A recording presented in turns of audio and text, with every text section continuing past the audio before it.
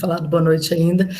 Acho que todo mundo me conhece, eu sou Simone Ribeiro, né? Sou coordenadora da Escola de Paisagismo, sou engenheira agrônoma e também sou paisagista.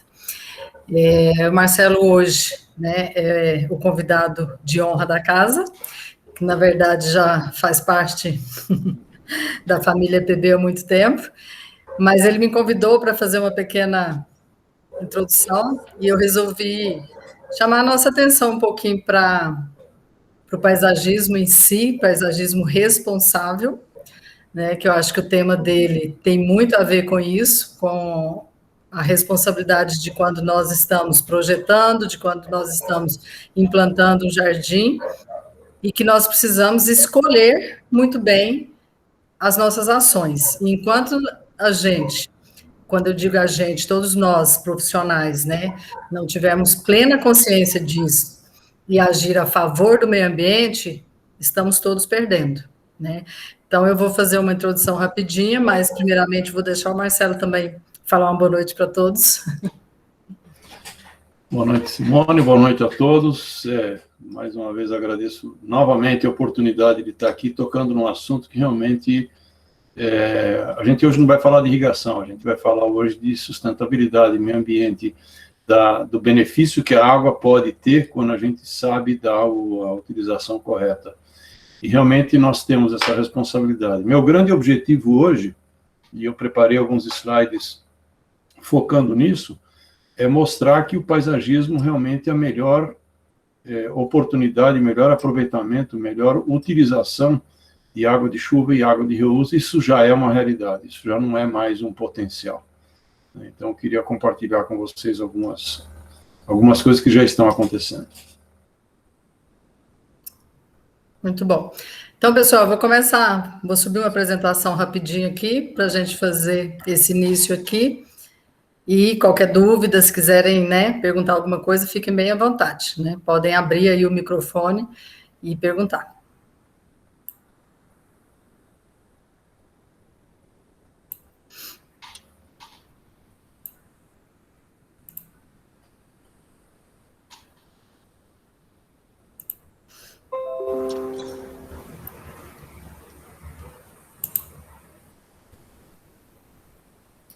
Bom, acho que todo mundo está vendo, né?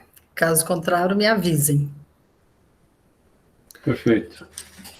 Ok. Então, bom, vou voltar aqui. Eu queria chamar a atenção do que é o paisagismo, né? Porque a gente fala muito em paisagismo, mas o que é o paisagismo para vocês, né? O que você entende por paisagismo? O que é a prática do paisagismo? É a transformação da paisagem em função do interesse humano de apropriação do espaço. Então, vejamos que nós estamos transformando a paisagem, mas para o nosso interesse, em função do nosso interesse, em função de como nós queremos usar esse espaço. Então, isso é o paisagismo. E aí nós podemos fazer essas interferências de uma forma responsável ou não, consciente ou não. Então, eu chamo de paisagismo responsável aquele feito por um profissional consciente. Ou seja, aquele profissional que sabe como fazer a interferência, que ele tem conhecimento suficiente para poder intervir no meio ambiente, na paisagem, sem causar prejuízos para o meio ambiente. Pelo contrário, né? Se possível, favorecer.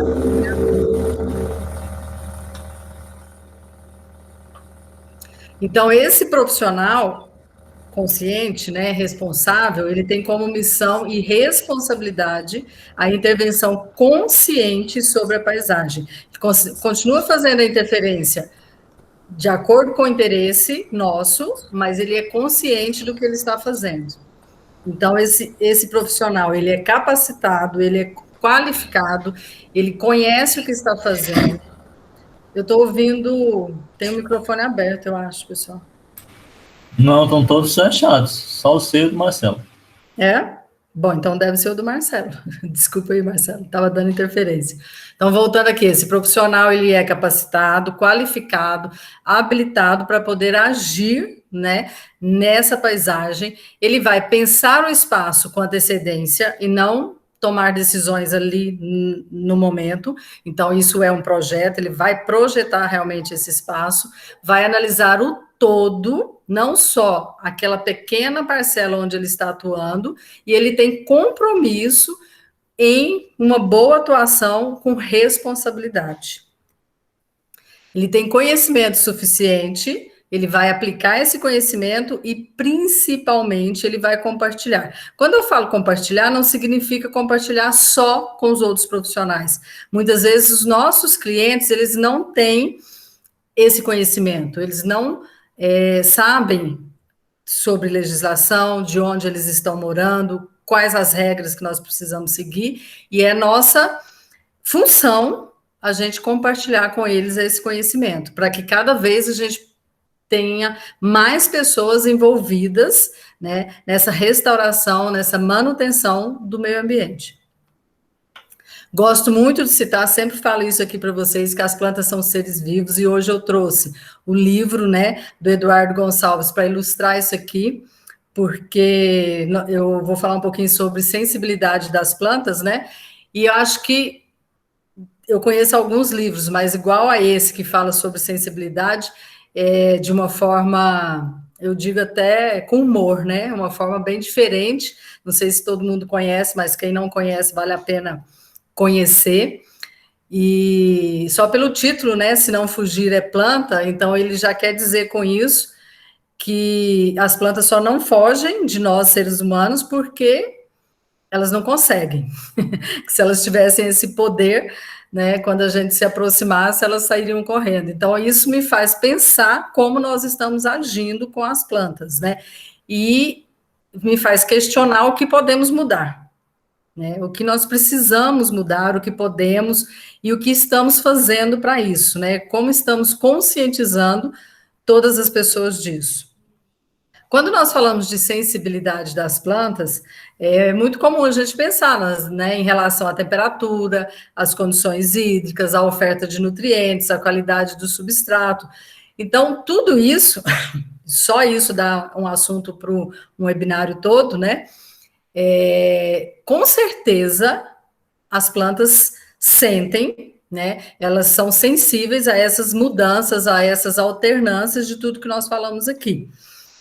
Quando nós falamos de sensibilidade, vem logo uma discussão se as plantas, né, sentem a nossa presença, se elas sentem dor, né? E aí, às vezes, vem até algumas fantasias, né? Alguns conceitos que realmente não acontecem. Mas é muito interessante a gente estudar isso mais profundo. Agora, nós temos que ter consciência que as plantas sentem todas essas alternâncias de temperatura, isso está relacionado com a composição do solo, né? As alternâncias hídricas, né? Condições hídricas, e esse assunto o Marcelo vai falar muito bem quando a gente fala aí de água, né?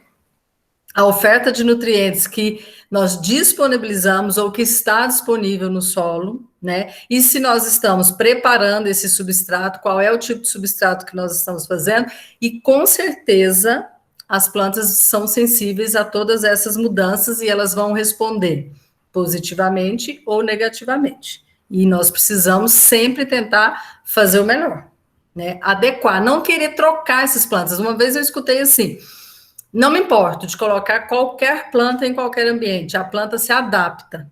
Eu sou totalmente contra isso. Tá? Eu acho que a planta não se adapta. Eu acho que você está forçando algo, algumas vão se adaptar e outras vão morrer. E acho que o nosso papel não é esse. O que nós precisamos fazer? Atuar sempre com jardins de baixa manutenção, que aproveitem melhor nossos recursos naturais. Então, hoje, a tendência é que a gente sempre faça projetos de paisagismo visando jardins de baixa manutenção. Essa é a ideia. Por quê? Porque significa que nós estamos usando plantas realmente adaptadas, plantas nativas, né? E que elas estão bem onde estão. Nós não trocamos essas plantas de lugar. Então, isso é um jardim de baixa manutenção, que nós não vamos precisar de tantos cuidados pós-implantação. Uma das...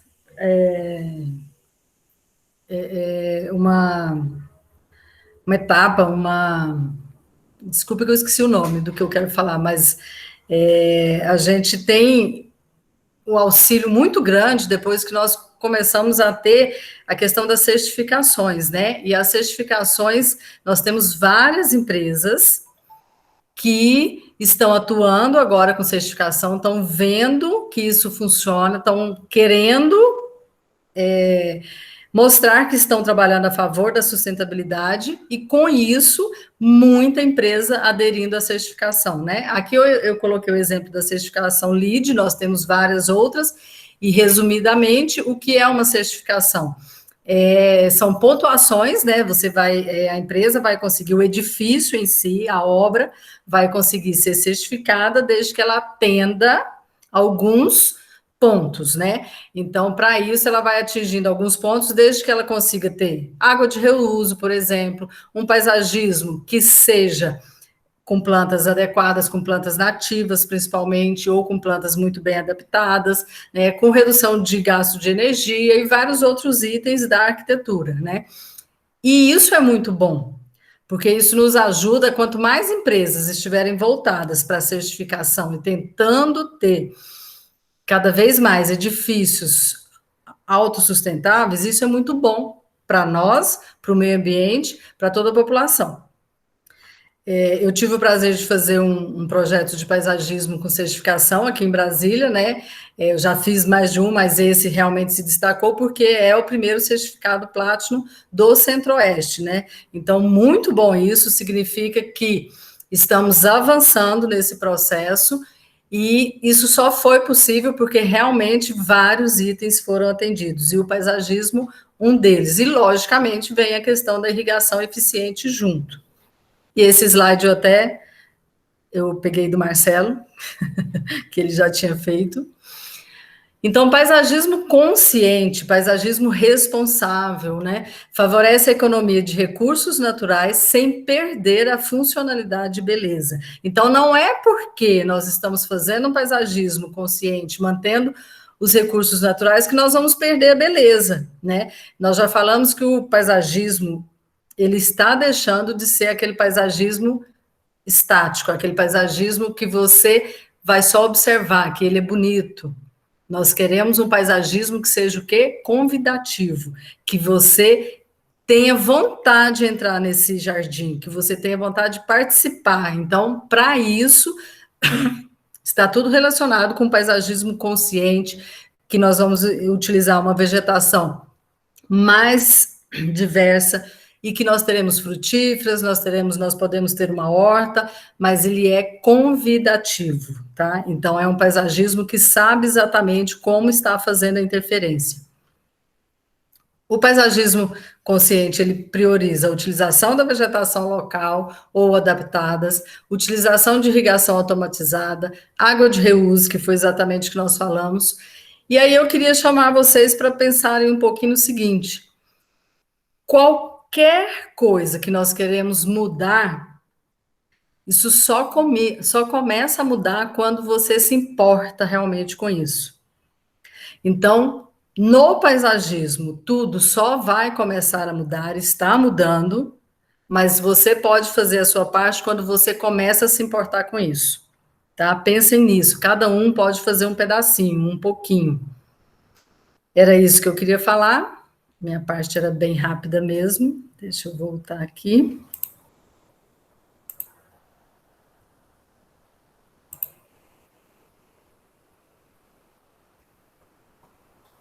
Bom, se alguém quiser fazer algum comentário, né, está à disposição.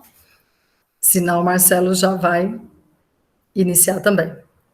Podemos fazer os comentários tudo no final também, sem problema.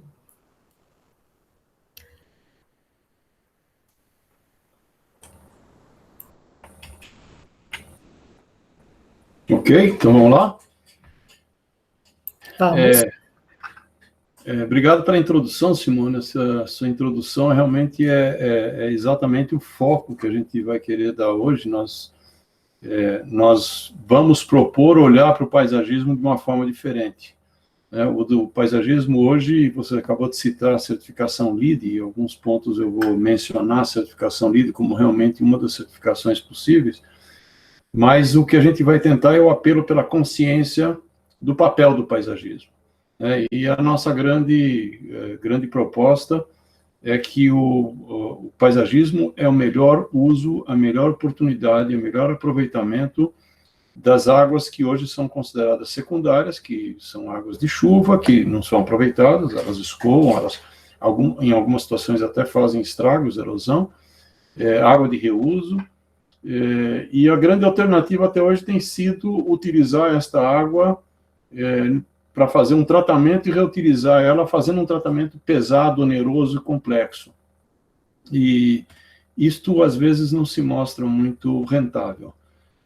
No paisagismo, a gente sabe dar destino, porque a gente diz que a planta não tem essa emoção de não saber lidar com água que tem, às vezes, um contaminante, que para nós é contaminante, para a planta não é. Às vezes, um odor desconfortável. Vou mostrar as alternativas de como é que isso está já funcionando, né? E a gente tem ouvido assim, muita pergunta, mas como é que eu faço? Como é que isso funciona? Tem recursos para isso? Porque muito se fala sobre isto, mas muito pouca prática acontece mostrando como fazer isso, né? Então, a gente propôs trazer, inclusive, semana que vem nós vamos estar abrindo um curso novo, totalmente inédito, e esse curso a gente vai se propor a falar durante 3 dias, de tratamento de água e filtragem de água, preservação de água, utilização de águas alternativas, justamente no paisagismo. Então, a primeira metade desse nosso bate-papo de hoje, eu vou dedicar a mostrar o que já existe, né? Os recursos que existem, a forma de encarar isso, porque eu quero mostrar para vocês que não é bicho-papão, não é bicho de 7 cabeças, são coisas relativamente dominadas e ao nosso alcance. Eu queria começar fazendo essa homenagem a alguém que acho que todo mundo aqui conhece, e eu colei esse slide dele, tenho colado esse slide do Raul, de apresentações que nós fizemos em conjunto, e ele cita 2 frases que realmente são importantes. A água é a nossa maior riqueza, e isso nada mais oportuno do que fazer essa afirmação em tempos que a gente está se preparando já para uma crise hídrica que já está batendo na porta, né? Eu só fiquei incomodado com o depoimento, com a fala do ministro ontem. Não sei se vocês assistiram, mas o ministro falou de que vai faltar energia, tem que racionar energia. Eu só queria ter ouvido ele falar que a gente precisa olhar com mais atenção para a água. E o Raul cita que a água é como uma paixão. Quando a gente descontrola, a gente desperdiça. E se falta, a gente mendiga por uma lágrima. É exatamente o que vem pela frente agora. Então, entrando no nosso assunto propriamente dito, eu queria olhar para a água como uma fonte, um recurso que a gente tem ela disponível em 3 níveis que a gente cataloga muito mais didaticamente para olhar. A primeira é a fonte de água que eu chamo de primária, é a água como ela está na natureza, né? São os açudes, os lagos, os rios, oceanos e mares que estão na superfície, estão prontas para uso. Obviamente que nós temos hoje menos de 1% da água doce disponível para o nosso consumo, e a grande parte está em oceanos e mares, mas açudes, lagos e rios ainda têm condições de ser explorados, e nós precisamos aprender a trabalhar com eles. Nós temos muita água subterrânea, principalmente no Brasil. No Brasil nós temos 2, 3 grandes aquíferos, e muita gente extrai água de poços e cacimbas, e a água pode estar na forma de vapor, de nuvem ou de chuva. Então, essas são as formas naturais da água. O que eu chamo de forma secundária é quando esta água é captada, represada, tratada por um concessionário, um distribuidor, que faz com que essa água chegue à nossa porta em condições de uso. E aí é que começa o problema, porque nós começamos a produzir o que eu chamo de água renovável, né? A fonte de água renovável, e ela se avolumou de forma tão grande que a nossa preocupação com ela hoje já não passa mais por simplesmente evitar. É difícil a gente evitar a contaminação da água com alguma coisa do nosso dia a dia. Nós precisamos aprender a fazer reuso dessa água, né? Então, tem situações, e vou mostrar até ideias inovadoras, interessantes, né, de reuso de água a nível sanitário. A gente aprendeu a usar menos água ou a usar água ou reusar água. Desde pegar e tomar um banho de chuveiro com um balde embaixo, uma bacia embaixo, e pegar esta água e aproveitá-la para jogar, usar ela como água para um vaso sanitário, ou mesmo armazenar a água e dar um reuso para ela. E eu tive a oportunidade de assistir algumas apresentações, alguns webinars, cursos, principalmente focado no projeto que eu estou desenvolvendo aqui onde eu estou morando hoje, de uso de água do jeito que ela está mesmo, sem grandes... o que nós conseguimos fazer com essa água a nível sanitário, sem ter que gastar muito com o tratamento dela.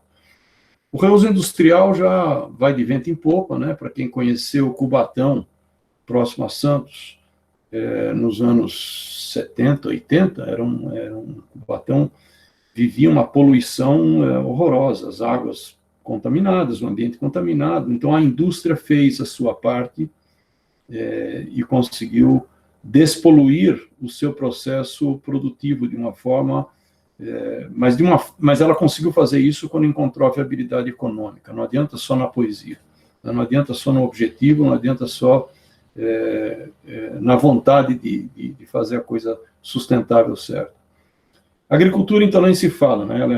A coisa é muito discutida hoje. Eu tenho muitos anos de convivência com a agricultura e a minha frase sempre foi: agricultor não é bandido, o agricultor depende da água. Se ele não tiver água, às vezes ele não sabe o que ele está fazendo, ou às vezes ele faz inocentemente, mas quantos e quantos programas de televisão a gente não assiste hoje, reportagens sobre tratamento e recuperação de mananciais feito por agricultores, né?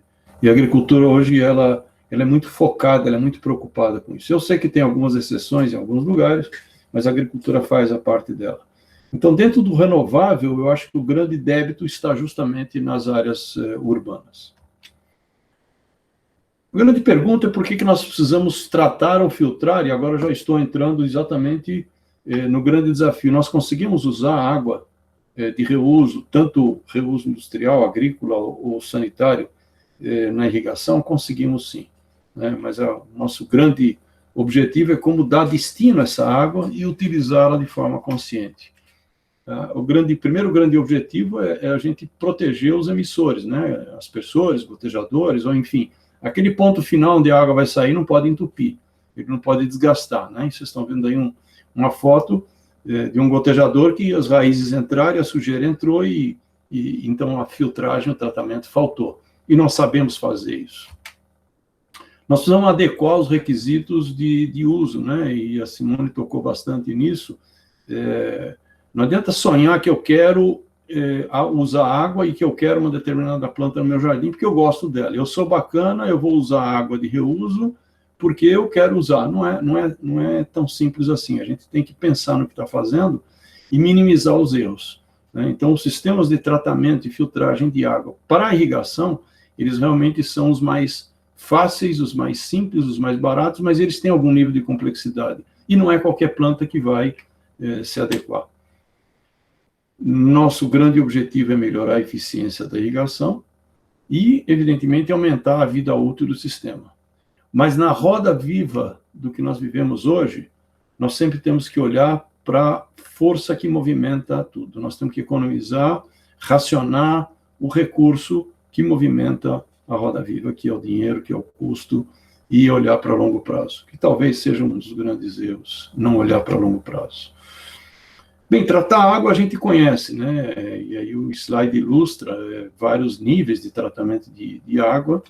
A gente tem ações físicas, que são os filtros, nós vamos reter fisicamente a sujeira, as impurezas que nos incomodam ao nível que ela nos incomoda.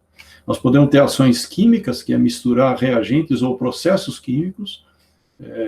Por exemplo, um dos processos que não inclui a ação química, inclui uma ação química, mas não inclui um reagente químico, é a própria oxigenação da água, né? Para quem conhece o Lago de Ibirapuera, tem ali um jato d'água lindo, maravilhoso, que ele não está ali só para fazer propaganda de quem instalou ali e doou aquele equipamento. Se não tivesse aquela oxigenação da água, para a água não ter um odor desagradável, porque nós não sabemos conviver com água com odor ruim.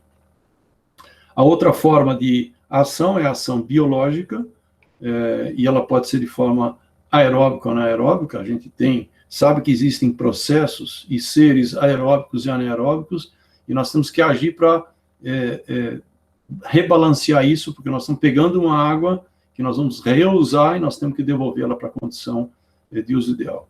E quando a gente combina todas essas ações, são as famosas ETAs, ou estações de tratamento de água, né, e esse diagrama se propõe exatamente a isso, né, a captação e o bombeamento, o tratamento, às vezes, com produtos químicos, a decantação, a separação de sólidos, às vezes passar por reservatórios, novos filtros, clorar ou aplicar flúor, para que a gente possa realmente ter uso. E esse processo todo é caro, né?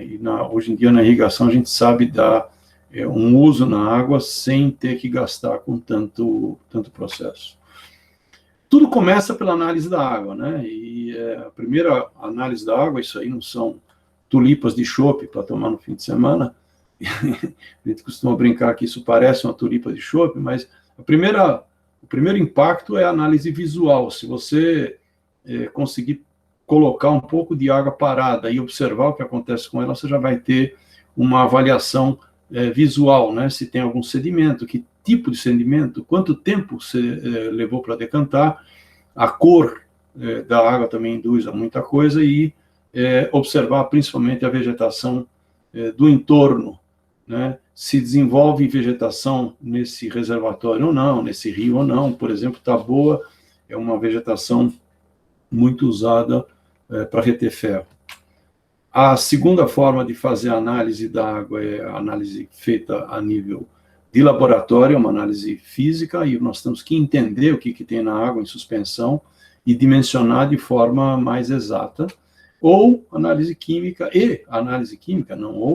né, é onde nós vamos analisar os resíduos mais solúveis e a composição e concentração, ou seja, entender o que a água tem é o primeiro caminho, e não adianta, muita gente pede uma ajuda, uma orientação, diz, eu vou fazer uma irrigação, eu vou fazer um uso de uma água, o que eu faço? A primeira coisa, a gente precisa saber o que tem essa água, o que te incomoda nessa água. Os resíduos e impurezas a gente pode ter de vários tipos, né? O primeiro e mais comum, e é muito comum isso na natureza, sólidos em suspensão, em lagos, rios, riachos, açudes, reservatórios, aparecem muitos gravetos e folhas, o que é natural, e o que não é natural e que nós não gostamos são os materiais plásticos. Nós temos muita matéria orgânica, né, e a matéria orgânica, às vezes, é sinal de riqueza, mas às vezes ela incomoda um pouco, principalmente quando você tem muita alga, muita vegetação e fauna em decomposição. Então, entender isso, conhecer qual é o resíduo é importante. Existem sais, e os sais têm os sais do bem e os sais do mal, e os sais podem se apresentar de forma solúvel ou insolúvel. Aí eu estou colocando exatamente aqueles que mais incomodam a gente na água de irrigação, exemplificando com uma foto de ferro precipitando e decantando na água numa forma que ele precipita, né? Então, isso a gente tem que conhecer para saber se isso é viável ou não. E a última forma, a próxima forma, os sólidos que precipitam na forma de depósitos, né, de agregados. Então, calcário é tipicamente um depósito que nos incomoda, a gente vai mencionar, inclusive como lidar e como tratar com isso.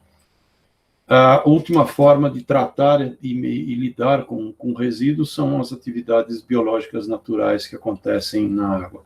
Então, nós vamos citar como conviver com isso e como é que a irrigação, como é que o uso da água, principalmente na irrigação de paisagismo, consegue conviver com isso. Hoje em dia, nós temos uma ampla gama de filtros, de vários tipos, várias formas, filtros que têm leitos filtrantes diferentes, né? Filtros que têm areia, brita, tem uma tela, tem anéis de disco, filtros de plástico, filtros metálicos, filtros de fibra. Nós temos filtros com vários tipos de mecanismos de limpeza, porque não adianta nada você reter a sujeira e não eliminar ela, né? E é tipicamente o que às vezes acontece. Você tem um sistema de irrigação com um filtro lá instalado, e aí essa sujeira incomoda, e aí tira o filtro para não incomodar. Está errado, né? Então, os mecanismos de remoção de sujeira hoje já são uma realidade relativamente fácil, e disponível em todos os níveis. Grande pergunta é qual é o filtro ideal, né? E o filtro ideal eu me propus o desafio de listar, e eu deixo aí em aberto para vocês criticarem isso e fazerem uma proposta de o que está faltando aí, mas para mim o filtro ideal é aquele que retém todos os sólidos que não me interessam, né? Aquilo que eu não me incomoda, eu deixo passar, aquilo que me incomoda, eu quero que o filtro ideal retenha esses sólidos, principalmente o que está em suspensão. O filtro ideal é aquele que não satura nunca. Ele, durante a operação, ele funciona tranquilamente, seja eu parando para limpar um filtro ao final do uso, ou eu colocando um mecanismo que ele se auto-limpa sempre que necessário. Então, o filtro ideal não para. Ele funciona o tempo todo, ele não incomoda, ele não me exige, porque se eu inventar para você um filtro, um tratamento de água complexo, não vai ser confortável. O filtro de água ideal, e hoje existe essa pegada, o gasto de água em processos dispendiosos, ele é muito criticado. Então, a limpeza do filtro, que a gente chama de retrolavagem, o filtro ideal deve ter uma baixa descarga na retrolavagem. E o filtro ideal tem que trabalhar em condições de pouco gasto de energia, né? Energia é pressão e pressão de operação baixa. Então, esses são os 5 pontos que eu classifiquei como o filtro ideal, que a grande pergunta é se existe esse filtro ideal, ou se a gente tem alguma coisa se aproximando, mas sempre olhando que a gente talvez não tenha o ideal, mas que a gente consiga a melhor relação custo-benefício sempre. Enquanto não se alcança essa relação custo-benefício, e novamente eu vou insistir muito nessa tecla, o paisagismo é a melhor relação custo-benefício na utilização de água de reuso e de água de chuva, né? A gente hoje tem a missão de fazer isso porque está na moda, porque é bacana, mas depois tem aquela grande pergunta, daí o que eu faço com essa água? Falando em filtragem, vamos mostrar 2 animações para vocês. A filtragem, para a gente alinhar com bases, né? Filtragem nada mais é do que um procedimento de retenção de impurezas. Vocês estão vendo aí que a animação retém impurezas de tamanhos e tipos diferentes, é por isso que você deve definir o que você quer reter. E, de outro lado, a limpeza, a lavagem, ou retrolavagem, que nada mais é do que a inversão do fluxo no sentido oposto, e a limpeza do filtro. Então, isso tudo tem que acontecer de forma tranquila e automática. E esse, por exemplo, é um mecanismo que está exemplificado por esse filtro à esquerda em Cortic, né, que eu vou mostrar até mais um vídeo para vocês. É um scanner que passa aspirando a sujeira que ele reteve e cospe e joga lá fora, sem interromper o procedimento. Vocês estão vendo que a água continua fluindo e filtrando, ou seja, a manutenção do filtro ocorre automaticamente sem interromper nada. Essa é uma foto muito antiga que eu tirei nos tempos que eu morava no Nordeste, né? Eu apelidei ela o Matuto e a Tecnologia, né? Isso era um sistema de irrigação agrícola. Então, essa é a forma de você fazer a limpeza manual, que em alguns lugares ela vai ser usada, né? Mas ela não é muito confortável, porque ela obriga você parar o uso do sistema, remover o elemento e fazer a limpeza e a manutenção dele. O confortável é quando a gente sabe fazer desfrutar de uma limpeza automática, né? Então, esse é um procedimento que há muitos anos atrás era realmente uma coisa muito complexa, muito cara. E hoje ele é muito tranquila. Então, à medida que a sujeira vai acumulando na face interna desse filtro, o filtro vai retendo a sujeira, né, vai se criando uma condição de que a pressão do lado de dentro é maior do que a pressão do lado de fora. Existe um sensor que sabe medir isso, e em um dado momento ele vai disparar um mecanismo que vai sugar essa sujeira e jogar lá fora. Vocês vão ver que vai abrir uma válvula de descarga, aqui à esquerda no alto, né, e a irrigação continua funcionando. Ou seja, é um mecanismo simples. Evidentemente que isso não vai ser viável para qualquer tipo de sistema, mas em grandes obras de porte médio, condomínios, áreas públicas e áreas de reuso de água, e nós tivemos experiências, por exemplo, vou mostrar um slide do Parque Madureira, no Rio de Janeiro, que esse sistema foi tranquilamente usado com água considerada secundária. Esse é outro tipo de sistema também muito tranquilo de usar, é o chamado filtro de hidrociclone, uma separação cinética de sólidos, né? A água está entrando aqui pela direita, entrando e fazendo uma circulação muito rápida e precipitando e decantando grãos de areia no meio. Em algum dado momento, essa válvula abre e descarrega a sujeira. Ou seja, são soluções relativamente simples que nós sabemos usar. O paisagismo já exige soluções especiais, e essa é uma solução que foi criada, que eu considero muito bacana. Vocês estão vendo que aqui em cima nós temos um indicador de filtro sujo, ou seja, você não precisa parar a irrigação para abrir, para ver a tela, para ver se ela está limpa ou ela não está limpa. Ninguém mais para limpar, a não ser quando for necessário. Então, aqui em cima ele tem um mecanismo que, quando ele estiver sujo, isso aqui muda de verde para vermelho. Esse vermelhinho vem para cá, a gente brinca e diz que o filtro está vermelho de raiva, você tem que limpar ele, né? Então, isso é um filtro cesto, um indicador de limpeza. Eu estou vendo que tem pergunta no chat. Simone, me ajuda a acumular depois para responder mais para frente.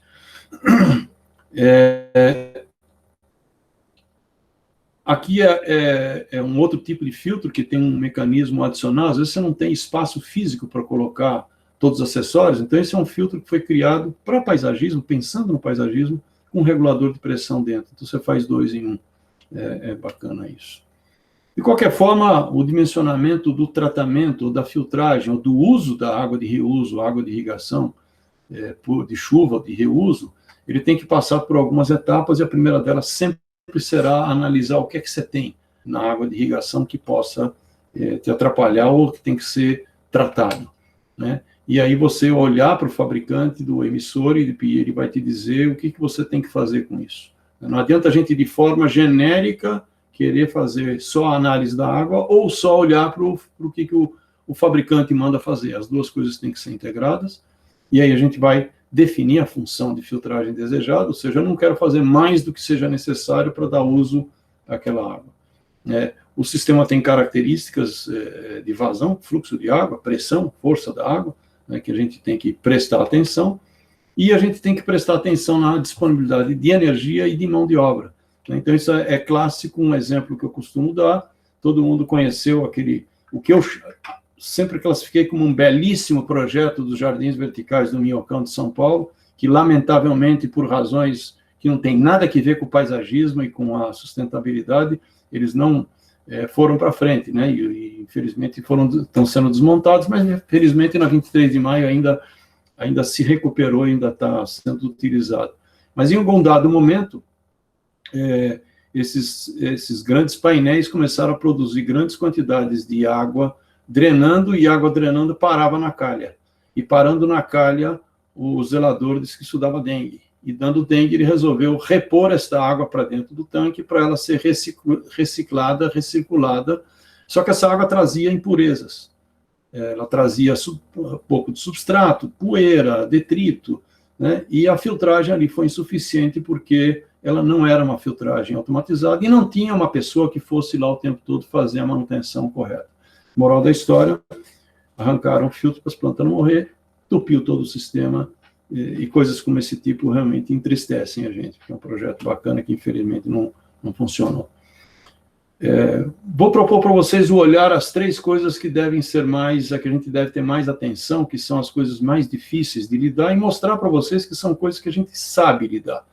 Quando eu comecei a trabalhar com irrigação nos anos 70, 80, isso era um problema sério, né? O calcário precipitado nas águas os primeiros projetos de irrigação de melão em Mossoró, Rio Grande do Norte, eram realmente um transtorno. E isso transformava tubo de 3 polegadas em 2 polegadas tranquilamente. As chamadas algas filamentosas, né, que formam pequenos filamentos que se entrelaçam e fazem essa maçaroca, entope até pensamento. E o grande temor da galera, que é o ferro, né? O ferro, quando precipita fazendo estrago. Nós sabemos lidar com isso hoje, né? Então, vamos explorar rapidamente. O objetivo hoje não é cansar vocês com muita parte técnica. Para isso, a gente criou o curso que nós estamos lançando hoje, que vai acontecer na semana que vem.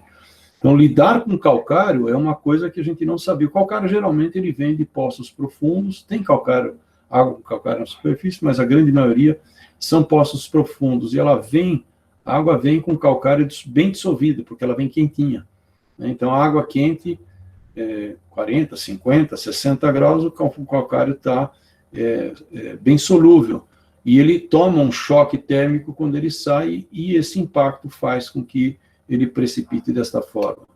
E nós sabemos tratar isso com soluções ácidas, corrigindo a acidez, ou seja, se a gente mantiver uma acidez, um pH baixo, a gente consegue tratar prevenindo ou tratar dissolvendo precipitados e aumentar, inclusive, a eficiência da cloração, que às vezes é necessária. E tudo isso sem grandes transtornos. Nós temos, basicamente, 3 tipos de ácido que são usados, são possíveis de se usar, e olhem quem está aqui do lado direito, ácido fosfórico. O ácido fosfórico é fonte de fósforo, e ele realmente é um ácido que tem uma corrosividade média, não é tão grave, né, e ele é o que mais... E esse sistema de injeção, de dosagem, não é bicho-papão, não é bicho de 7 cabeças.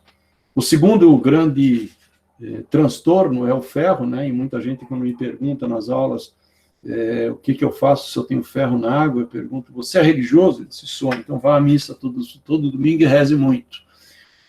Isso em tom de piada.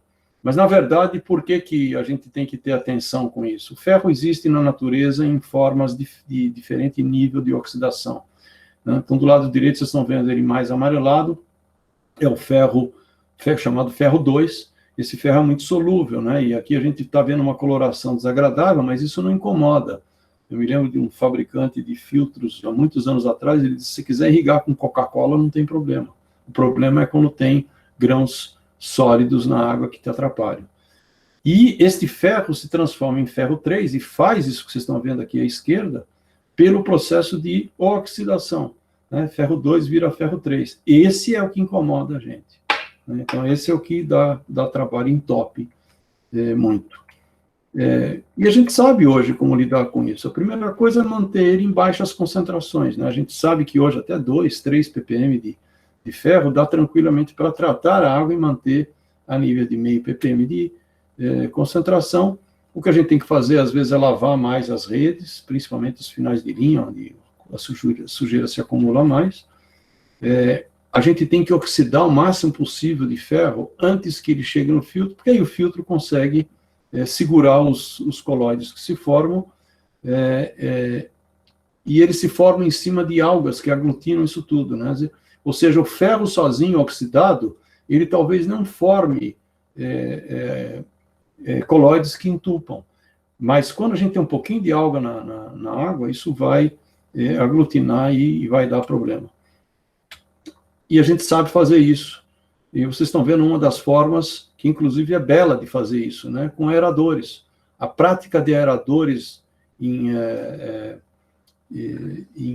no paisagismo no Brasil ainda é muito acanhada, né? Nos Estados Unidos, isso praticamente qualquer lugar você encontra aeradores e aeradores que fazem mágica. Você tem aeradores que transformam a água turva em água praticamente cristalina, né?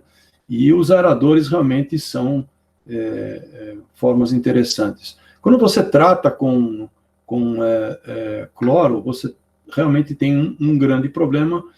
A ação ela elimina peixes, elimina a vida, né? Ela não é uma forma bacana de lidar com o assunto, é uma forma possível, porque tanto faz você oxidar com aerando, como faz você oxidar com cloro. Mas essa é uma forma que realmente vai ser complicado a gente recomendar um uso de cloro no paisagismo, mas oxigenar a água, fazer uma cachoeira bacana, jogar água para cima, isso não é nem um pouco difícil, ou apelar para processos biológicos, né? Quantos laguinhos não estão sendo feitos hoje com processos que não tem nada de químico neles? A terceira forma que atrapalha a gente e que, de uma certa forma, tem algum nível de riqueza, entre aspas, na água, são as matérias orgânicas, né? E a matéria orgânica, o que incomoda a gente são as algas, né? Vocês estão vendo 2 tipos de formação que incomodam bastante. Aí sim a gente tem que tratar com algum nível de cloro, de clorar a água, e o grande objetivo é a gente manter um ambiente que as algas não se desenvolvam. Aí você vai tratar com doses muito pequenas, obviamente não é para qualquer residência, mas isto a nível de reuso de água é tranquilamente viável e hoje já é praticado. Oxidantes para decompor a matéria orgânica já existente e prevenir a aglutinação e sedimentação de matéria orgânica, né? O que a gente deve evitar também é captar água de locais parados onde a situação é mais grave, porque ali realmente se forma matéria orgânica de forma mais agressiva. Aqui realmente não tem muita alternativa, a alternativa é tratar com cloro, existem, isso é um tratamento relativamente tranquilo, obviamente, novamente, não vou recomendar tratamento de cloro em residências, em paisagismo residencial.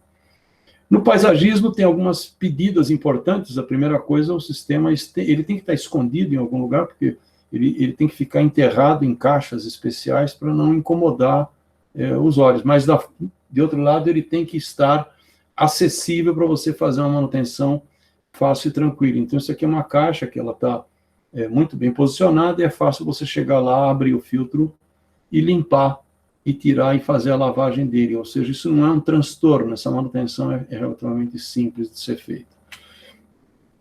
Quando você tem situações mais agressivas, existem realmente filtros mais complexos, novamente, isso não é um sistema para se usar em residência, mas existem filtros, são tanques que você dentro coloca brita, não areia, a gente chama por vício de filtro de areia, mas que eles têm todo esse mecanismo automatizado e eles são modulares.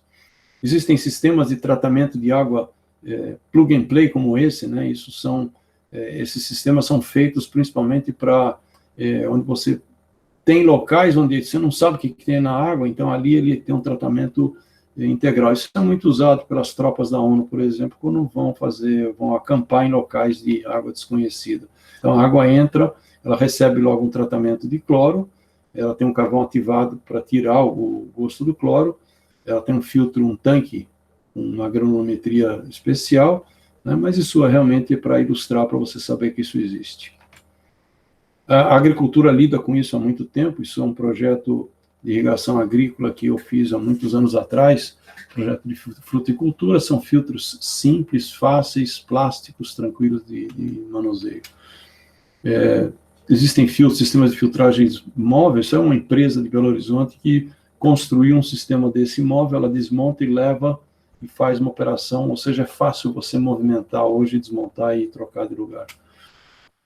Normalmente os filtros que eu mostrei até o mecanismo, né, os hidrociclones, porque hoje é crescente a utilização de água que traz resíduos sólidos, né, e água de reuso com certeza vai ter isso. Quando você tem um teor mais agressivo, existe um primo dele, chamado separador de areia, que consegue extrair grandes, nós conseguimos tirar 90% a 95% da areia com esses separadores. Bem, caindo então na proposta do nosso assunto hoje, até agora eu mostrei para vocês ferramentas e preocupações e olhares que nós temos que ter, né, e ferramentas que nós temos disponíveis hoje para lidar com o assunto praticamente a qualquer nível, né? E o nosso grande objetivo é entender e olhar para a água de chuva e água de reuso, e eu quero mostrar para vocês onde o paisagismo é diferenciado. Então, aqui eu gosto desse corte, porque ele mostra que realmente o grande volume de água que nós temos é da chuva. O volume de água de reuso, a gente pode dar destino a ele, mas o grande volume não vai vir nem da máquina de lavar roupa, nem da máquina de lavar louça, nem da pia.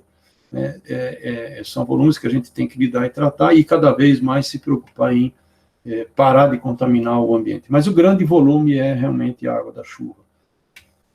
E o uso de água de chuva, a coleta de água de chuva não é uma coisa que nós estamos inventando agora, né? Então, vocês estão vendo aí datas bastante antigas, né? A China já praticava isso há 6.000 anos atrás. Um palácio chamado Knossos, em Creta, 2.000 antes de Cristo. Acho que vocês conhecem a Pedra Moabita, que é o registro escrito mais antigo, já reporta reservatórios de águas em moradias a 830 a.C. E esse que é um lugar que eu tive oportunidade, eu morei muitos anos em Israel, tive a oportunidade de ir várias vezes aí, é um dos grandes desafios que eu conheci, são construções feitas pelos romanos, na época do Império Romano, e aqui é próximo ao Mar Morto, um lugar muito alto e completamente isolado. Então, era para cá que o César queria fugir se, por alguma razão, a integridade fosse ameaçada, o Império Romano tivesse por cair. Ele tinha que armazenar água. E a água só tinha um jeito, e de chuva, e essa chuva só caía durante 2, 3 meses. Eles construíram aqui reservatórios de 40 milhões de litros e conseguiam reutilizar esta água de forma fantástica. Hoje nós temos recursos, bombas e recursos diversos, na época eles não tinham isso. A Índia e o Nordeste são regiões que ao longo dos anos, construíram milhares de pequenas cisternas que armazenam água, né, uma grande solução, principalmente em tempos de hoje, onde levar água até uma população carente é complicado, mas se você fizer uma cisterna e represar água, é uma solução que trouxe conforto a milhares e milhares de pessoas no Nordeste. Hoje em dia isso já é uma realidade, né? E eu ilustro essa foto com, acho que um dos grandes marcos do Brasil foi justamente o Engenhão, no Rio de Janeiro, que foi construído para os Jogos Pan-Americanos, foi o primeiro estádio coberto, e ele teve a coberta dele coletava numa superfície de 13 km², armazena 11 milhões de litros por ano e consegue manter boa parte da irrigação do gramado com essa água. Países como a Austrália, Reino Unido, já têm realidades acontecendo, ou seja, isso não é mais história, isso é a realidade acontecendo. E eu faço questão de citar, no Brasil nós temos alguns exemplos, e que eu considero dos mais importantes, as cisternas de água no Nordeste, que são realmente uma grande solução. No paisagismo, um grande impulso para isso foram os campos esportivos construídos para a Copa do Mundo, 2014, praticamente, para não dizer, toda a água de chuva é coletada, armazenada e reutilizada na irrigação dos gramados de todas as 12 arenas que foram construídas, e dos 50 centros esportivos, acho que pelo menos uns 15 ou 20 tem coleta. Então, isso é uma realidade sacramentada. O que é importante realçar é que nós temos hoje muita facilidade em encontrar profissionais e equipamentos adequados, e a coleta, a armazenagem, o uso de água é relativamente simples, né? E eu não falo só da água que cai no telhado. Eu, por exemplo, aqui no projeto que eu estou desenvolvendo, onde eu estou morando hoje, eu quero coletar a água que vai cair no paisagismo como um todo, na grama ou toda a área, porque ela representa 70% a 80% da água de chuva que eu sou capaz de coletar, e o telhado é só uma pequena parte, né? Essa água não tem custo de distribuição, e aí é uma crítica que eu faço, que ela deveria ser mais incentivada, porque não tem nem custo de distribuição e nem custo de manutenção.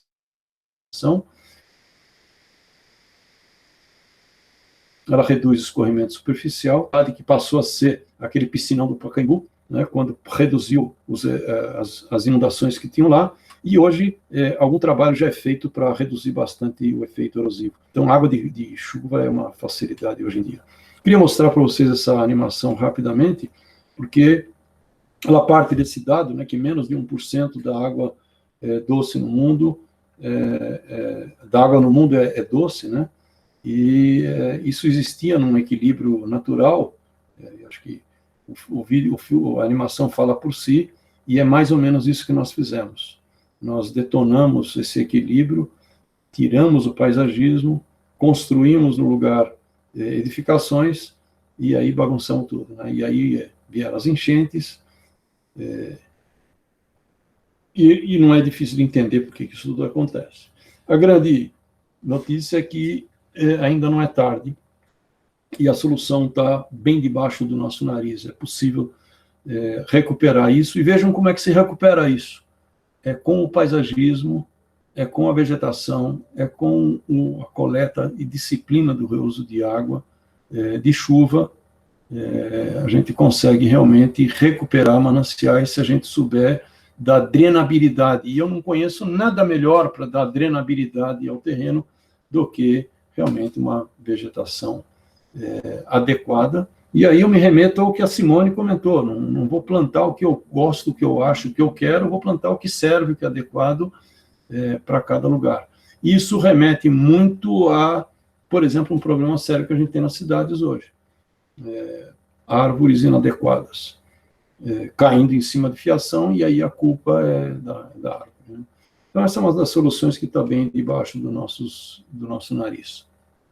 Isso é uma rápida pincelada sobre a coleta de água de chuva, que é um dos grandes desafios, e toda ela pode ser usada em irrigação de paisagismo sem grandes complexidades. Né? Os equipamentos que eu mostrei no começo tinham o propósito de mostrar para vocês que a gente sabe lidar e tratar bem essa água, né? Sem grandes complexidades. Já não é complexo, não é caro.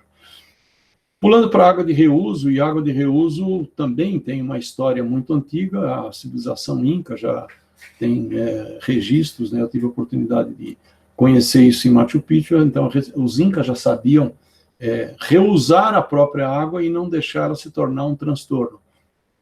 O que nós chamamos de reuso moderno, ou seja, as ações de reuso, elas começam a ser registradas em 1920, com algumas ações que começam a trazer preocupações, e alguns dados estatísticos interessantes, né, que eu tenho registros nos Estados Unidos, na Flórida, por exemplo, em 2015, conseguiu-se dar destino a 2,8 milhões de metros cúbicos por dia de água de reuso. Isso representa algo em torno de 140 litros por dia por habitante. Não está o registro aqui, mas eu tive a oportunidade de, morando em Israel, conhecer e fazer parte de um projeto que coletou toda a água da região da Grande Tel Aviv, que é uma cidade do país, e usar essa água toda para irrigação, novamente, com um tratamento que não encarecesse e não onerasse por demais. Em 2019, apareceram ações interessantes, a certificação LEED, que a Simone comentou no começo, ela não pontuava e não falava sobre água de reuso, ela falava sobre o uso inteligente da água, racionamento de água, o paisagismo, e essa pontuação não contemplava com precisão a água de reuso. Em 2019, eu tive o privilégio de fazer parte de um comitê que regulamentou a utilização e começou a falar muito, e a gente pontuou bastante, o gotejamento enterrado é uma solução fantástica de água de reuso em paisagismo e nas cidades. E que se tornam, então, ações simplificadas com um custo acessível. Né? Um exemplo que todo mundo já ouviu falar, né? Na Califórnia é cheia de parques, esses parques, por exemplo, a Legoland, ela 1/3 da água usada aqui no paisagismo é toda de reuso, né?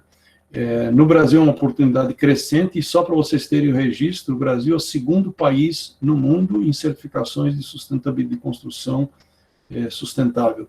E paisagismo, água estão dentro, né? São partes importantes disso. Eu costumo dizer e reforçar que o paisagismo é indiscutivelmente a melhor aplicação de água de reuso. Né?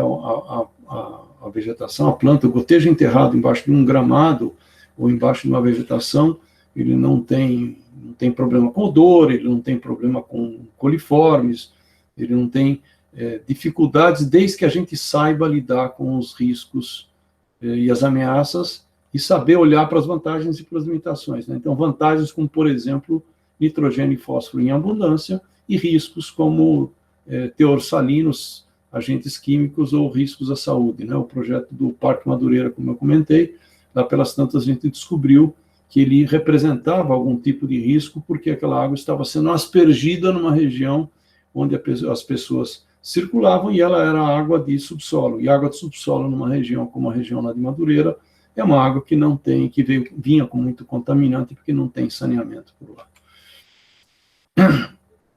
Para isso, a gente precisa ter atenção com algumas recomendações importantes, e todas elas hoje são práticas que qualquer profissional que mexe com paisagismo e mexe com irrigação de paisagismo conhece e tem para oferecer. Uma delas, por exemplo, é uma sinalização internacional. Você deve sinalizar que a água é imprópria para consumo animal e consumo humano. Novamente, né, por mais que a Simone diz que planta é um bicho que não foge, ela não foge nem da responsabilidade de reutilizar, de consumir uma água que para nós ela é imprópria. Os equipamentos geralmente são sinalizados com a cor roxa, né, em sistemas de irrigação, tanto as válvulas que eu mostrei antes, como isso aí que vocês estão vendo é um tubo gotejador.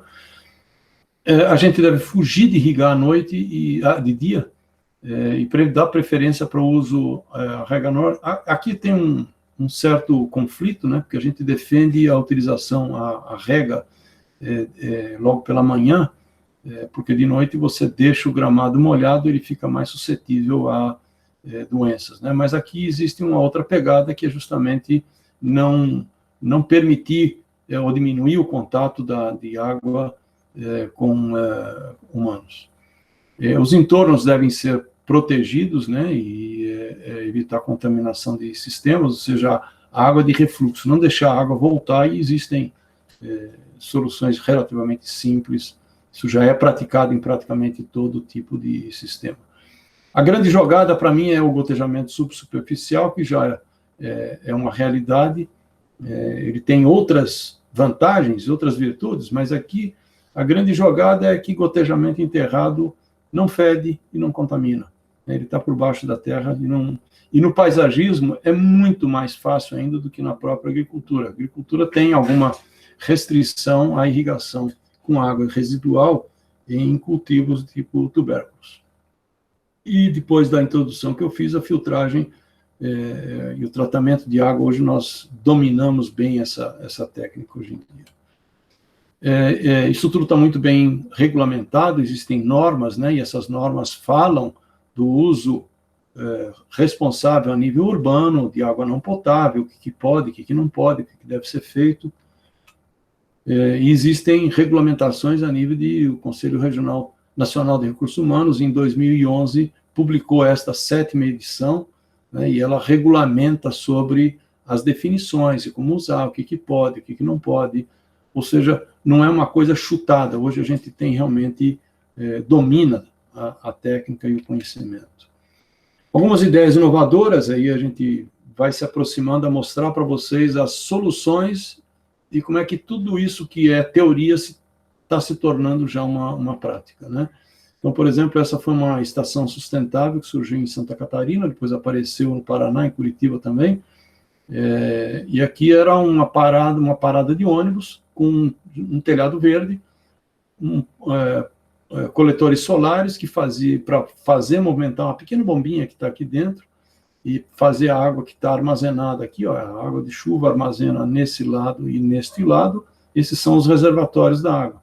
E essa água de chuva é usada para irrigar essas plantas por gotejo. Isso oferece conforto térmico, isso oferece disciplina da água que cai em cima, e até uma tomadinha para você carregar o celular aqui embaixo apareceu.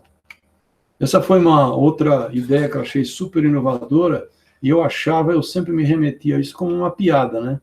Mas eu já comecei a descobrir, agora estou me interessando por material de construção, isso não é piada, não, isso realmente existe. Soluções como esta, de você realmente coletar a água da pia para ela ser usada direto na descarga.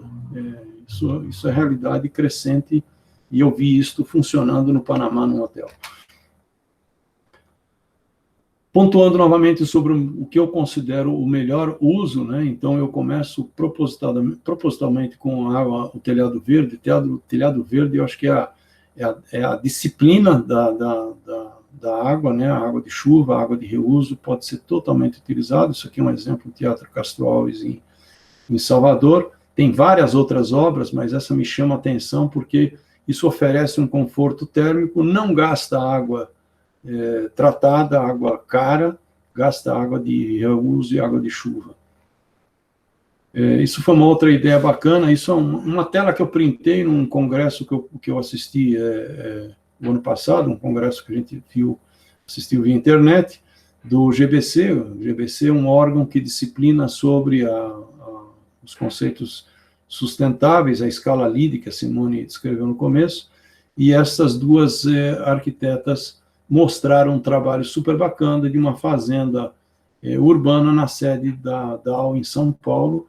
O que é legal aqui é que não só que eles estão dando uso à água de chuva e água de reuso, como eles criaram um projeto socialmente bacana, pequenos agricultores que estavam, neste momento, desesperados por alguma receita, foram chamados a ensinar como é que se faz, e os funcionários levam as verduras, as hortaliças para casa, ou seja, tem várias pegadas, né? Tem várias utilizações, conforto térmico, educação ambiental, e principalmente a gente está pontuando aqui uma forma super inteligente de dar uso a uma água que não teria outra utilização.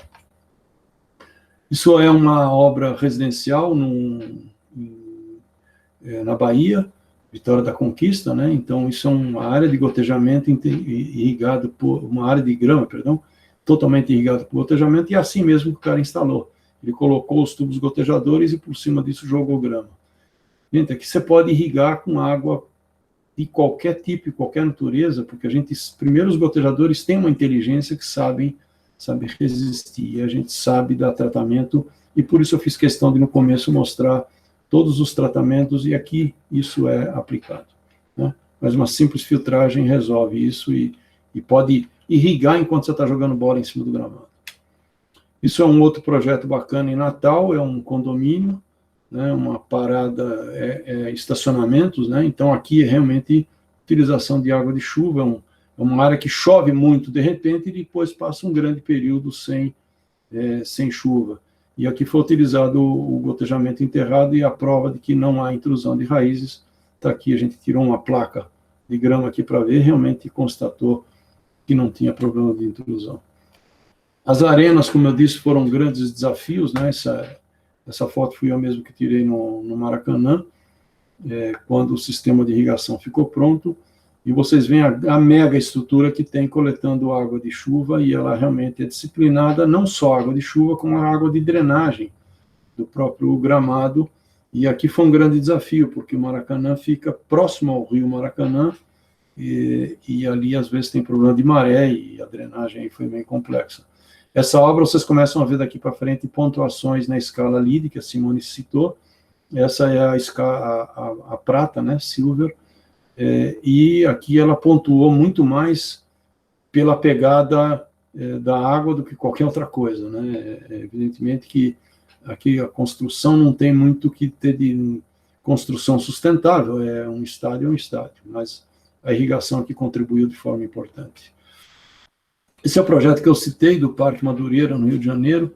Aqui a gente conseguiu praticar tudo que tinha direito de sustentabilidade. Vocês estão vendo aqui do lado, são áreas densas, né, e essa população olhava para cá, vendo uma rede de alta tensão, e aqui arrancaram e fizeram um parque que existe e funciona até hoje. E como exemplo, isso aqui é uma das construções, é um banheiro e uma área de lazer, que as pessoas entram aqui para curtir, mexer, brincar, fazer acontecer. E esses banheiros e essas áreas, esse telhado verde, esse jardim vertical, tudo isso é irrigado com água de subsolo. E vocês sabem que no Brasil o saneamento básico é meio complexo, né? Então, a água acabou vindo com coliformes, e nem por isso o paisagismo deixou de ser bem irrigado. Isso é um projeto também, o Parque Madureira nunca foi submetido à pontuação LEED, até onde eu sei. Isso é uma foto que eu tirei visitando uma empresa no Paraná, a RAC Engenharia. Ela faz projetos certificados, e ela fez o projeto dela. Ela construiu um tanque, uma coleta de água de reuso. Isso é um tanque roxo, sinalizando roxo é água de reuso, fez um filtro aqui, e aqui um telhadinho verde, onde ela realmente disciplina a água, e Curitiba tem disso, né? Tem dias de chuva muito forte. Isso em Curitiba também, isso é a sede do Conselho Regional de Educação Física, são 4 andares, aqui em cima fica um mega tanque, e esse mega tanque junta a água de chuva, junta a água de reuso, né, e espalhado pelo prédio tem floreiras, e essas floreiras criam um ambiente super agradável e confortável. Reparem, aqui ponto, certificação Gold, né, porque ele alcançou uma certificação até mais alta. E reparem que eu estou apelidando esses slides todos de soluções acontecendo. Isso não é mais teoria, isso é realidade. Essa é uma foto que eu bati também em São Paulo. Eu subi no último andar de um dos prédios ali do que eu chamo de Ilha da Sustentabilidade, ali próxima da Marginal do Pinheiros, e eu fiquei impressionado com a quantidade de áreas de paisagismo inteligente e sustentável, utilizando todas essas alternativas, né? E todas elas pontuam, e por isso eu tomei a liberdade de colocar todas as 4 certificações nos 4 níveis, ou seja, gente, isso é coisa que já está acontecendo. Até adianto para vocês, eu acabei de ler uma reportagem, pela primeira vez o Brasil está participando pelo GBC, Green Building, na disputa pela certificação a nível mundial. Um projeto brasileiro está disputando a certificação, a premiação como projeto do ano. Isso realmente é motivo de muito orgulho, né? Então, isso eu chamo de ilha de sustentabilidade, porque realmente ela pratica isso. Um dos prédios que eu fiz questão, que eu pude visitar, e eu tive depoimento do gerente de operações, e achei muito interessante que ele fala de tudo que eu queria que ele falasse, ele contou para mim, né? De água de chuva, mas o que mais me chamou a atenção é isso aqui, ó, o volume, isso foi um e-mail que ele mandou. O volume total tratado em épocas de baixo índice pluviométrico gira em torno de 3%, e em épocas de chuva pode extrapolar os 10%, ou seja, não só que eles criaram um ambiente super confortável, agradável, certificaram LEED e LEED Gold, né? Mas eles conseguiram dar destino à água, que antes era um grande incômodo. E ele diz aqui, ó, a automação faz com que funcione de madrugada de forma a não impactar no fluxo de pessoas do condomínio. Outras soluções, essa empresa fez esses projetos todos, né? E vejam que captar, coletar água de chuva não precisa nenhum doutorado. O cara simplesmente usar e eu pretendo usar exatamente esta solução no meu projeto aqui, simplesmente uma canaleta. E existem soluções que você consegue disciplinar, coletar e impedir que isso se torne um grande transtorno, né? Os telhados verdes já são realidade, não vou chover no molhado, brincando de usar as palavras, né? Mas telhados verdes já não precisa mais provar o seu espaço, o seu lugar. Esse é um projeto também bacana em Brasília, que eu tive o privilégio de supervisionar. Tem 2 assinaturas aqui de peso, acho que Simone, não sei se vocês conhecem, Simone conhece os 2, quem projetou foi o Jacó, e quem fez o projeto paisagístico foi a Ana Paula Roseu, mas o bacana não é outra coisa senão uma área de lazer que tem no último andar, uma água de reuso de um laboratório conhecido, né, e os funcionários sentam aqui, curtem o lugar, e tudo isso é irrigado com água de reuso e água de chuva. 100%, ele ganhou a certificação. Esse é outro projeto bacana em Brasília, é o CNC, Centro Nacional do Comércio, uma coisa assim, são 4 megatorres, e novamente em cima, essa é uma foto tirada de cima, são áreas de lazer aqui em cima com gramado, em cada uma dessas torres, e a área de paisagismo embaixo, toda ela com água de chuva, água de reuso, gotejamento enterrado, e ela contempla tudo que tem direito, e aqui a empresa que fez a conduzir a irrigação. E fechando a nossa aula de hoje, isso é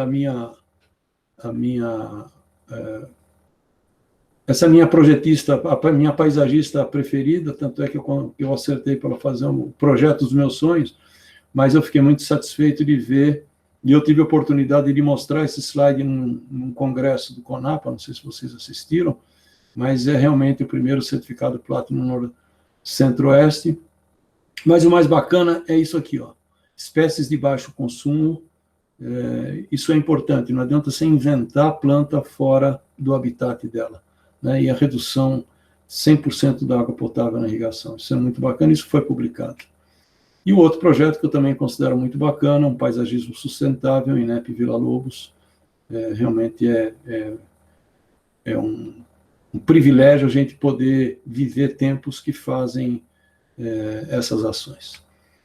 Eu queria finalizar, agradecer novamente a oportunidade e aí em seguida abrir para perguntas e comentários e para o nosso bate-bola.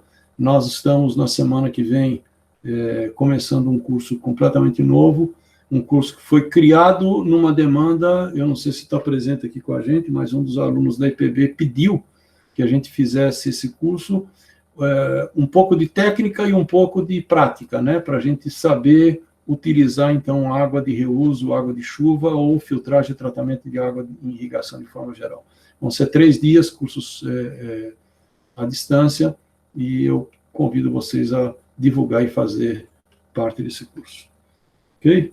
Então, era o que eu tinha guardado, preparado para mostrar hoje, falar hoje.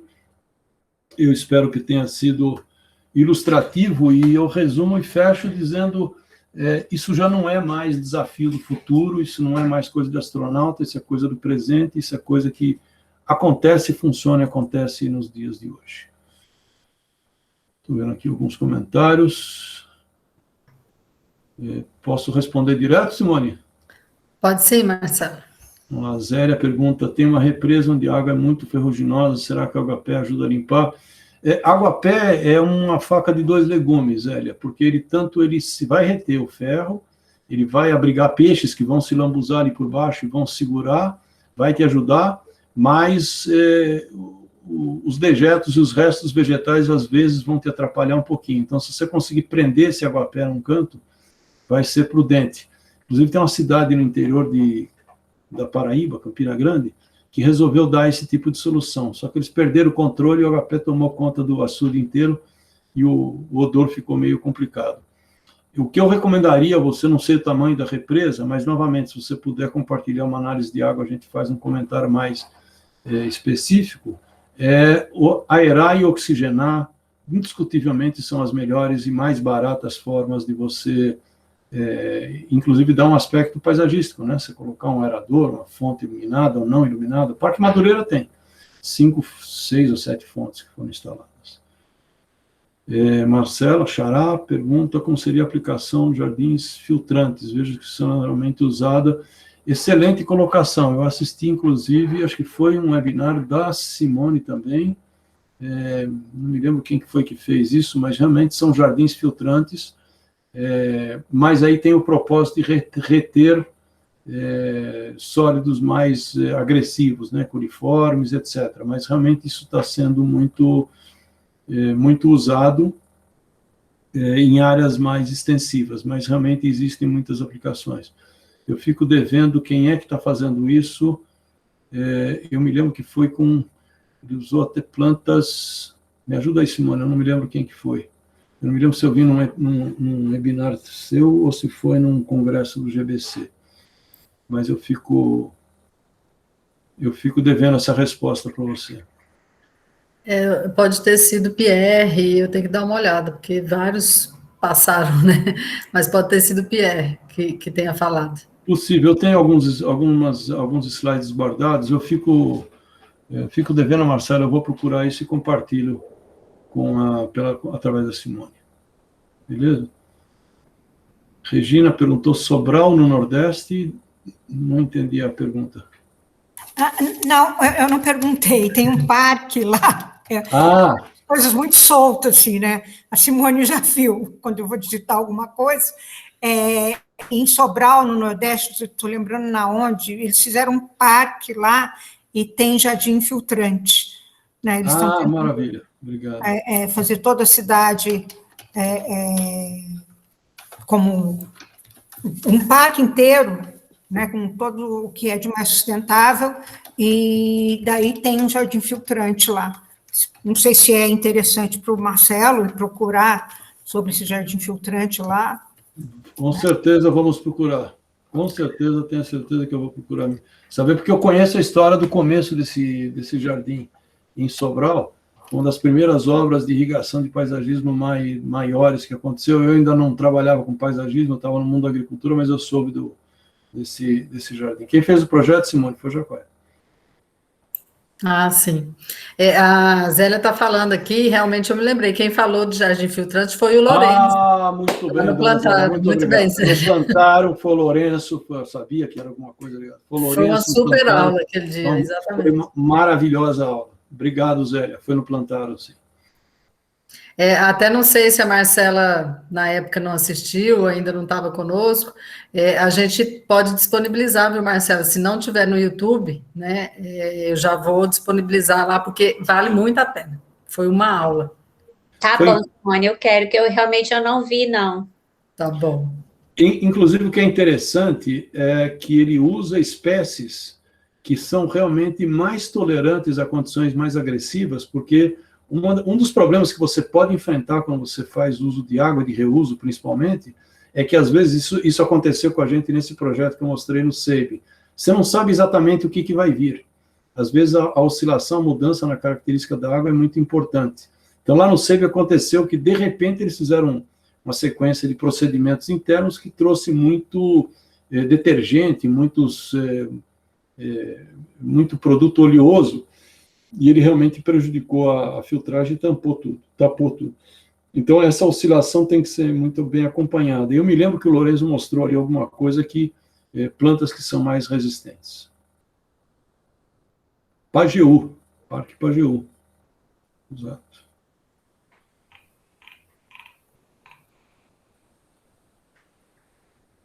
Bom, mais alguém? Vamos aproveitar o nosso distinto aqui, conhecimento é que não falta, então está na hora da gente... A delicadeza com que ele passa, ele fala muito calmo, ele é muito didático. Obrigado. Então, assim, sabe, foi uma coisa gostosa de ver e de ouvir. E olha que ele não é professor nato, ele aprendeu a ser. O meu filho está aqui do meu lado e ele perguntou para mim, ele é professor? Eu falei, não, ele trabalhou muito tempo com irrigação, porque tem aquela coisa didática, né? Então, foi muito legal. Muito obrigado, Regina. Muito obrigado pelo seu comentário. Que bom, mas agora ele já virou professor. Por acaso, mas ele virou, né, Marcelo? Eu não vou nem dizer para vocês quem que me encantou nesse mundo da aula. Né? Inclusive, Simone me proporcionou o maior desafio do ano passado, foi na véspera de tudo começar a desmoronar com a pandemia, ela não quis cancelar o curso de irrigação da graduação, e pela primeira vez eu fiz um curso via internet. Foram 16 horas sentado na frente de um computador, sem saber se os alunos estavam dormindo, acordados. Mas está vendo, valeu o desafio. Hoje você está aqui e em vários outros, né? Tudo online. Foi um início difícil, mas que a gente teve que enfrentar e que faz mais de ano que estamos assim, né? Então, está aí o resultado. Mas é muito bom. Bom, Marcelo, então, se você quiser completar com alguma coisa, acho que as perguntas realmente passaram, tá dentro do horário, né?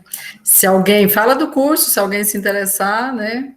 Então, eu mais uma vez quero agradecer a oportunidade, Simone, e o comentário da Regina me deixou assim, mais ganhei a noite, porque realmente a gente faz isso com bastante entusiasmo, né? Eu aprendi a ter entusiasmo por isso tudo, né? Eu digo que eu vivi 15 anos em Israel aprendendo irrigação, mais 15 anos fazendo irrigação agrícola no Nordeste, em Uberlândia, e os últimos 7, 8 anos me encantando com a irrigação do paisagismo.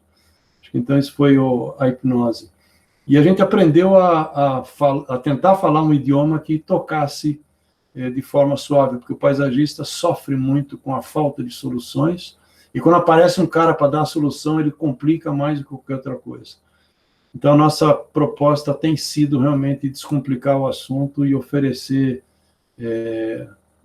E por isso a proposta, por exemplo, criamos um curso de irrigação de jardim vertical e telhado verde, especialmente criado para EPB, justamente propondo descomplicar o assunto. E eu espero que esse curso de tratamento de água e de filtragem consiga alcançar esse propósito. Ele nasceu numa solicitação da EPB, e eu convido todo mundo a participar e divulgar. Eu tenho a proposta de não fazer ele muito técnico, muito chato, mas ser o mais prático possível, e esse curso está sendo lançado na semana que vem, é o primeiro deles, ele é inédito.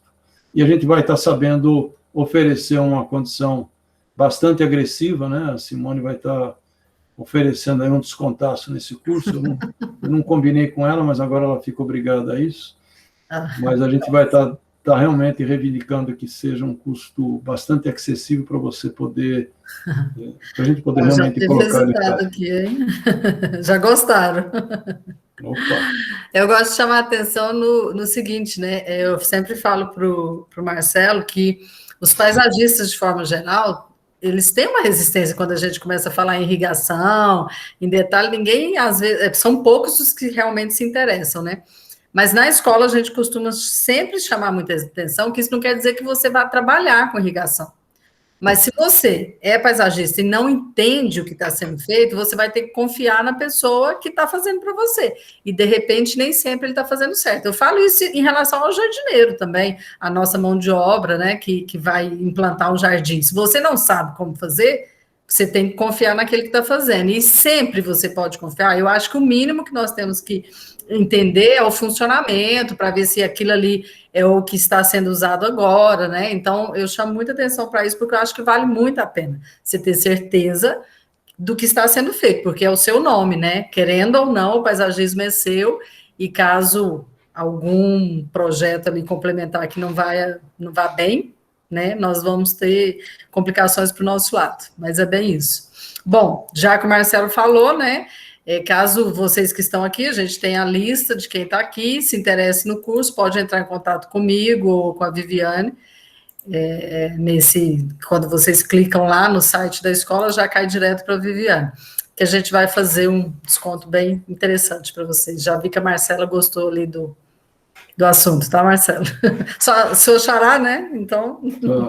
Essa tem que ganhar mais desconto ainda, com o nome desse. Um nome bonito desse, né? Nome bonito desse. Ó, a Thelma também gostou. Aí, ó. Vamos lá, Thelma. Tá certo. Esse Marcelo tá muito bonzinho hoje, gente. Agora, né, vocês já viram que ele quase não puxa saco da Simone, né? Não. Quase nada. Fã incondicional, né? É assim, ó. Completamente. Gente, ó, muito obrigada, tá? Ó, estão elogiando, vou passar para você que está lá escrito, você está vendo, ótima apresentação. Então, você já ganhou a noite mesmo, ó. Ganhei mesmo. De boa didática, ótima apresentação, e é aquilo que eu falei, né? É um assunto muito importante. Então, muito obrigado mais uma vez, Marcelo, né? Por estar aqui conosco. Volte sempre à casa sua. Estamos juntos, né? Obrigado. Pessoal, muito obrigado, né, pela presença de vocês. Marcelo, desculpa te interromper. Não, só que eu estava complementando o agradecimento. Eu que me sinto muito confortável com a família da IPB. Que bom, faz parte. Pessoal, obrigada, então, boa noite, tá? E realmente pode entrar em contato com a gente, quem tiver interesse, que a gente faz uma condição melhor para vocês lá. Tá bom? Boa noite, bom descanso e até semana que vem, né? No webinário. Toda terça. Um abraço. Abraço, Marcelo. Tchau, gente. Muito obrigada. Tchau, Regina.